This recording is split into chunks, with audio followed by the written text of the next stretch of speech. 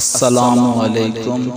मैं आप सब से गुजारिश करूँगा कि एक मरतबा सूरत फातिहा और 3 मरतबा सूरत इखलास पढ़ के इनका सवाब उन मुसलमानों तक पहुँचा दें जो इस दुनिया पानी से जा चुके हैं।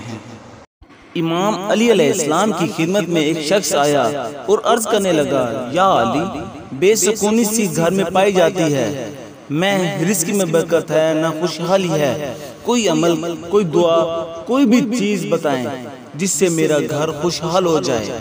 तो इमाम अली अलैहिस्सलाम ने फरमाया, अगर तुम चाहते हो कि तुम्हारे घर में सुकून पाया जाए, तुम्हारे रिस्क में बरकत हो जाए, तुम्हारे हालात बेहतर हो जाएं, तो तुम से मुसलसल अपने बुजुर्गों के लिए मरहूमियत के लिए साले सवाब करते रहो।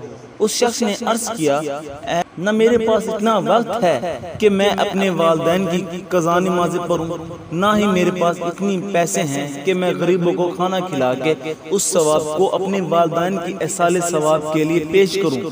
इमाम अली अलैहिस्सलाम ने शख्स को देखा और फरमाया, अल्लाह के नज़दीक तादाद में बल्कि नियत देखी जाती है। ऐ बंदे खुदा, अगर तुम ईमान रखते हो तो जो भी रिज़्क़ हलाल खाओ उस पे एक मरतबा सूरत फातिहा, 3 मरतबा सूरत इखलास पढ़ के अपने महरूमिन के लिए एहसाले सवाब के लिए दुआ करो।